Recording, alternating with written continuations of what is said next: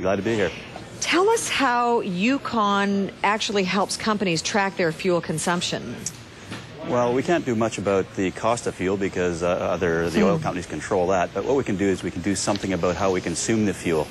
So what we are able to do with technology is track the consumption by the way the engine operates. We're able to extract that information from the engine, capture that in a data warehouse, and give that back to the customer so they can control their fuel consumption. And you make it sound simple, but I think it must be more complicated than that. Otherwise, a company like yours wouldn't be as successful as it is. Yeah, very true. It involves RFID technology, that's radio frequency technology. Where we actually extract the engine information at the point of refueling the equipment that we're servicing. That information is then put onto a computer on the vehicle that's doing the servicing. It is sent back to our data warehouse via Wi-Fi.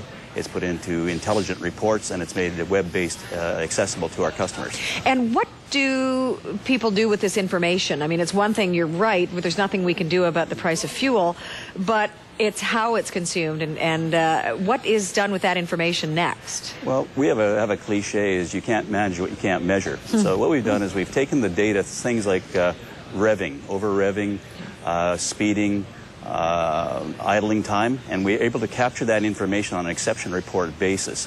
So when we capture the information, it shows the customer his equipment that is outside the thresholds that he sets himself. So for example, if he says, I don't want my drivers in a situation to be more than 50 kilometers an hour, every time it does over that, it actually tracks that trend. So if he slows the vehicle down, not only is it safer, but it consumes less fuel. Same thing with the idling or the revving. Yeah, it sounds like a real lesson in fuel conservation comes out of this once you measure what it is. I mean, obviously, I love that saying, you can't manage what you can't measure.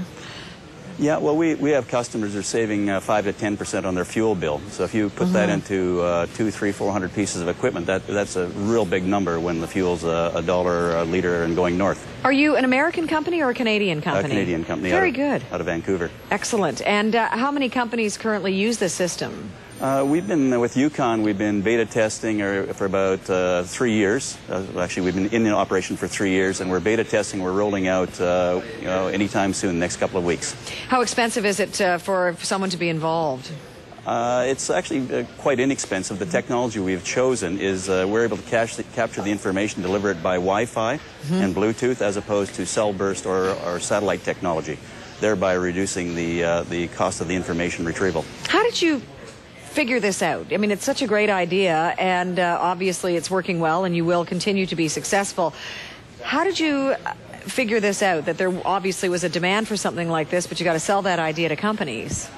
Well, our customers have been telling us for a long time they want more information, and I guess the other saying is, necessity is the mother of invention. So we're actually responding to our customers' requirements and needs. So we've just responded to that and developed a system whereby they can help manage their own fuel. So I guess when the price of oil keeps going up, you kind of think it's not a bad thing, just because it will help you sell your product to companies who want to try to manage and conserve. Well, we can sell our product, they can save fuel, we can reduce emissions on a global basis, so it's really a win-win for everybody. What's next for Ucon? Gee, that's a good question. We've got to conquer this one first, and we got a whole world to get out there and get the message to, so I think we'll be busy for the next couple of years. Mr. Lee, thank you so much. Thanks for your time. You're watching CP24. Coming up, we'll tell you why an Air Canada plane has been detained on the tarmac in Rochester, New York.